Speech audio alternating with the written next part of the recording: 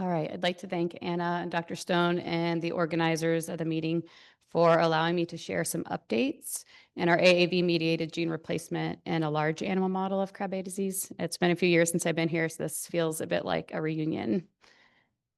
These are my disclosures. I do have a provisional patent for this technology. So I don't need to tell most of you in this room that the standard of care for Krabbe disease right now is hematopoietic stem cell transplantation. And this has shown to improve brain pathology in a number of kids. And this really works by these donor-derived cells migrating to the brain. And they really do populate only a small subset of the cells in the brain, secrete the GAL-C, and do provide some improvement in the myelination. The transplant does improve the overall survival in children if they're treated during the asymptomatic phase, and we do know that there is improvement in the cognitive neurodevelopment of these children. However, it's also been well reported that the gross and fine motor of these kids are not corrected by hematopoietic stem cell transplant. We therefore believe that the transplanted cells do not efficiently target the peripheral nervous system. So for our initial therapeutic approach, we wondered, can we retain the standard of care, the hematopoietic stem cell transplantation that we know does provide some benefit, particularly to the cognitive development? But can we provide greater expression to the peripheral nervous system, which we know is not treated by transplantation, but also faster and greater expression to the central nervous system? And we wanted to do this through systemically delivered AAV-mediated gene replacement therapy. So just since I'm the first gene therapy talk, I'm just going to level set real briefly. Most of you are aware that AAV is a wild type virus that's very simple. It has just 2 genes, rep for replication and cap for capsid, and 2 inverted terminal repeats. We can then use this as a vector by gutting it, taking out those 2 viral genomes and putting in our gene of interest, which of course is GAL-C for Krabbe. And then we can use a promoter that will drive expression to different cell types and to different levels. There are many advantages to using AAV as a delivery vehicle, mostly that it's non-pathogenic, rarely integrates. We can also target it by that promoter. Certain serotypes can cross the blood-brain barrier, and it's also relatively easy to manufacture. It has many disadvantages. The main one is that it has a limiting packaging capacity of about 4.5 kb, which isn't really an issue for Krabbe disease. Another issue is durability. Since the vector doesn't integrate into the genome, if there's cells that are dividing, it loses episomal copies of the gene therapy. There's also a relatively high prevalence of neutralizing antibodies in the population, and the virus can be immunogenic. So what we did with this first iteration of a therapy for Krabbe disease is first we had to choose our serotype or our capsid of AAV, and we chose the serotype AAV-RH10. We put in a ubiquitous promoter that should target many cell types, knowing that GAL-C can be taken up by cells and by cross-correction can target neighboring cells as well. We wanted to, again, deliver this for this first iteration systemically. So it's a one-time intravenous delivery. And a number of the AAV serotypes, including AAV-RH10 and AAV9, can cross the blood-brain barrier. So even delivered in the blood, they can get across the blood-brain barrier and get into your target cell types. So here you see the virus going into a neuron. The virus deposits the genetic information, which exists as an episome. It doesn't integrate, and the virus itself is rapidly degraded. The cell then starts to work as a factory, and it starts to produce the therapeutic protein or enzyme that you're trying to replace in any given disease. So in this case, GAL-C. And again, Krabbe has that advantage that regardless of the cell type that your vector gets into, because of cross-correction, the protein can then be taken up by neighboring cells. However, we need these healthy cells to be able to act like this factory. So as disease progresses and the cells become unhealthy and eventually die off, you no longer have these cells for the virus to enter and start to produce the protein. This is why it's really critical that we diagnose these babies early and can get the treatment initiated before the loss of these really critical cells in the brain. And this is why newborn screening continues to be really imperative.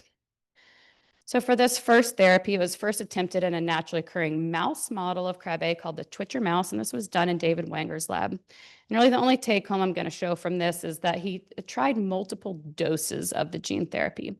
So this green line here is what he called his 1x dose. And then when he reduced the dose, he lost efficacy. And when he increased the dose, he gained efficacy and the mice lived longer and performed better. So this gave us a real indication that there was a dose response and choosing the right dose of the gene therapy was important. I was fortunate at this time to be at University of Pennsylvania and have the naturally occurring dog model of Krabbe disease, which presents because of a missense mutation in the GALC gene. So it's not exactly orthologous to a patient mutation, but it's still relevant. The signs in the dogs really mimic a lot of what we see in the patients. So the dogs have ataxia, tremors, they have pelvic limb paresis, which progresses to pelvic limb paralysis, urinary incontinence, loss of hearing and vision. And the dogs usually reach our humane endpoint, which is pelvic limb paralysis at about 16 weeks of age. So here you can see a Krabbe dog that's only about 10 weeks of age, and hopefully you can appreciate its difficulty ambulating and the tremors. So we published this paper last year, so I'm really not going to belabor it, but just briefly what we did in the dogs is we gave them busulfan and then the transplant and gene therapy. And some of the dogs, they've got both treatment, and some of the dogs, they got just one treatment. So the blue line is the transplant alone, which had no improvement in survival in the Krabbe dogs. The green line is gene therapy alone, where we did improve survival. And in fact, some of the dogs lived over a year of age. The red line is the combination of transplant and the gene therapy at that 1x dose that David Wanger did in the mice, which was 4E13 genome copies per kg. And then we did a 5-fold increase in the dose, similar to what David did in the mouse. And that dog lived to 2 years, which was our study endpoint, and was still neurologically normal at that time point. So here we have a video of one of the dogs that did not receive transplant, but did receive the intravenous gene therapy alone. This dog is almost a year of age, and you can see that it has difficulty ambulating. It had difficulty getting up there. It also has some neurological deficits at this point. And you'll see it'll do something called circling. It also has some loss of hearing and vision and had abnormal MRI and nerve conduction velocity at this point in its disease progression. So while we did significantly extend the survival to almost a year, this dog did not have a great quality of life. In contrast, when we gave the dogs the transplant and the gene therapy, and this was really the best case scenario with our 5-fold higher dose. At 2 years of age, this dog is still neurologically normal and also has a good quality of life. You could see she actually didn't like tennis balls, but she really loved these stuffy animals, and she would play fetch and bring them back to us. And she was a really sweet girl and also had normal MRI and nerve conduction velocity and really had a good quality of life out to 2 years of age, which was our study endpoint. So we were able to show in the dogs that if we did transplant and a high dose of systemic delivered gene therapy, we could restore normal myelination. This is the MRI of that dog I just showed the video of in the central and peripheral nervous system. So this was picked up by Forge Biologics, and 6 kids were treated with this combination therapy, which Dr. Kurtzberg will probably talk about a little bit next. As most of us in the room know, unfortunately, in January, Forge decided for business reasons to discontinue the development of this combination therapy. So all along, we've been kind of working on this alternative approach. Can we deliver our gene therapy in a more efficient manner and forgo the hematopoietic stem cell transplantation? And some people ask, well, why would we want to forgo the transplantation? And most of you in the room know that it comes with high risk of morbidity and mortality, including death of the first 5 patients in New York. 2 of them died from transplant-related complications, while 2 had severe handicap. So for this, we designed and developed a intracisterna magna AAV9 encoding the canine GALC transgene. Again, we used this valuable large animal model, and we ended up dosing over 26 dogs in this pretty robust study.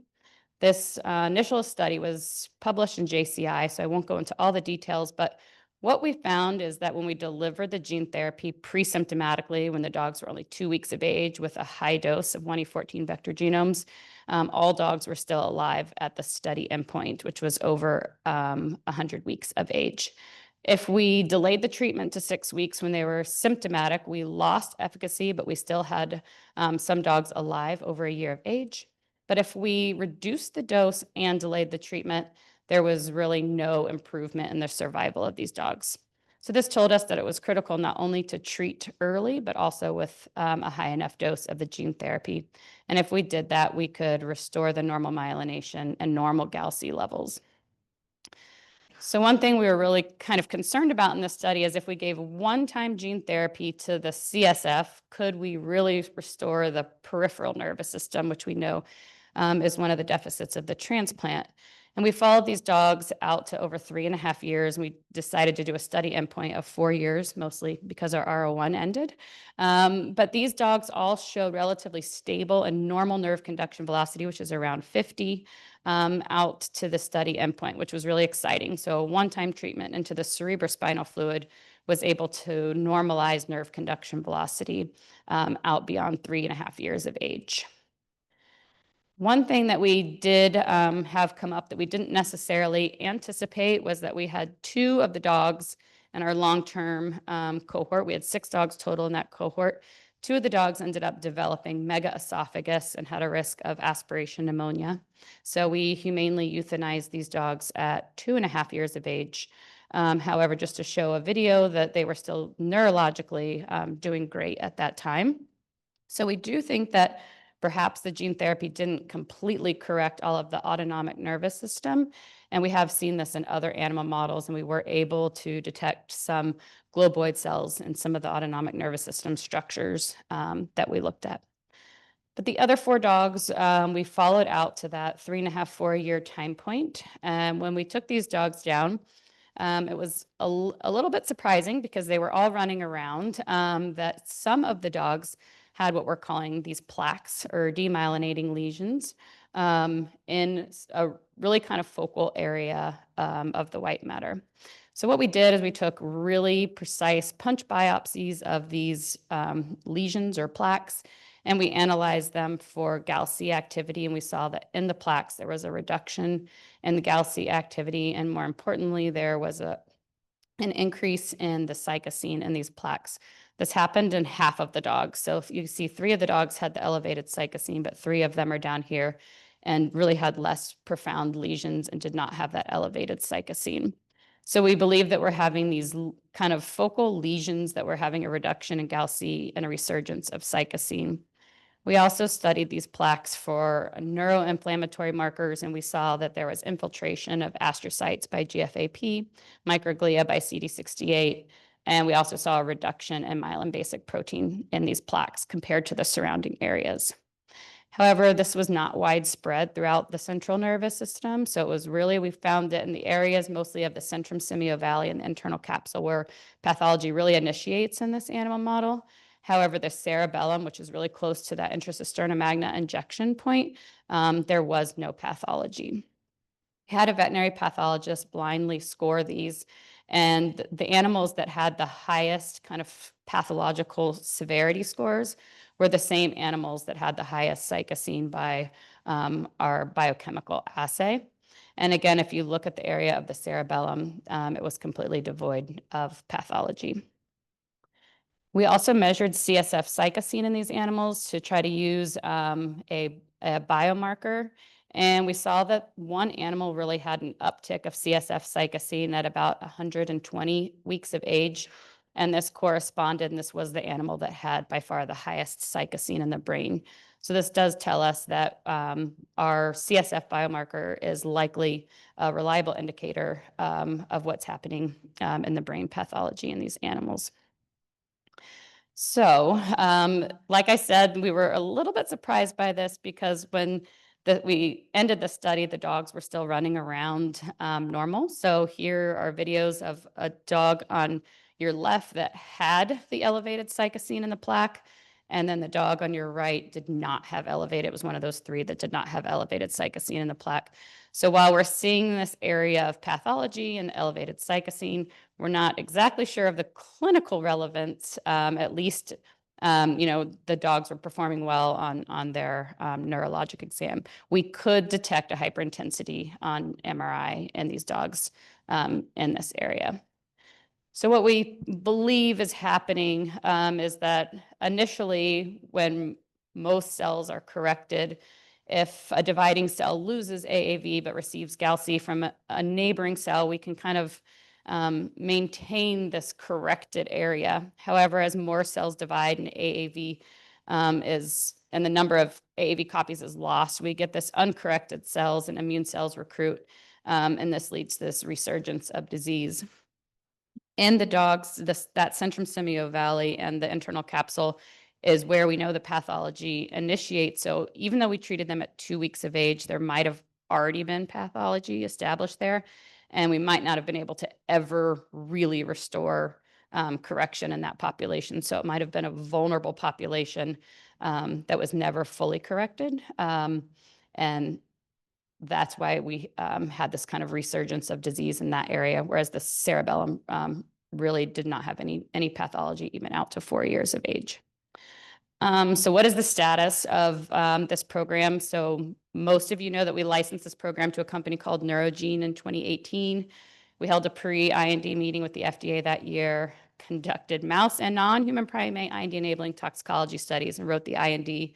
And in 2023, Neurogene merged with a public company and returned the program to our academic institutions. So the IP is held with Stephen Gray and myself. We had an information request to the FDA in 2024 to see if we had a clear path to the clinic, and the FDA was positive in their response. So we are planning a phase 1 clinical trial to be held at our 2 academic institutions at UT Southwestern and Nationwide Children's Hospital. However, right now we just do not have any funds for the AAV manufacturing because the clinical grade product of the plasmid and the vector is quite costly. So at this point, we think we have a clear path to the clinic, the data strong in the mice and the dogs, and we've already performed IND-enabling tox studies. So it's really just a matter of funding at this point in time. So as a brief summary, I think the AAV gene replacement therapy is showing promise for multiple inherited central and peripheral nervous system disorders. Krabbe disease and many of the lysosomal storage diseases are kind of some of the low-hanging fruit because their deficient hydrolytic lysosomal enzyme requires less really precise targeting that we see in a lot of other pediatric neurologic diseases where you might need to fine-tune what cell types you're hitting and what level of expression you're achieving. Our initial therapeutic approach in the dogs was that combination transplant and systemic IV-delivered AAV Rh10 gene therapy, which translated to the clinic after pivotal testing in the dogs. The clinical trial has since been halted by Forge due to business reasons, and I think long-term follow-up of those patients is going to be really informative. In the meantime, we've been working on a CSF-delivered AAV9 gene therapy without prior transplantation.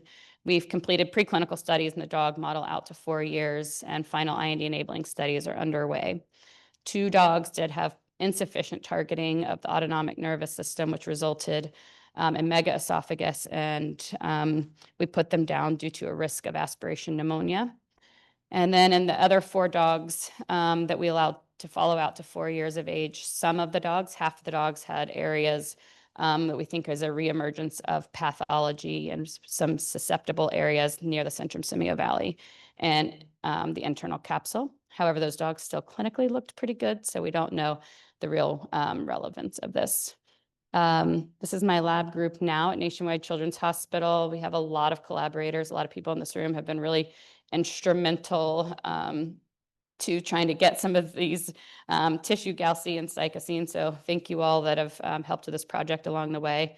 And a lot of this work was done while I was at Penn. So just showing those acknowledgements and funding sources as well.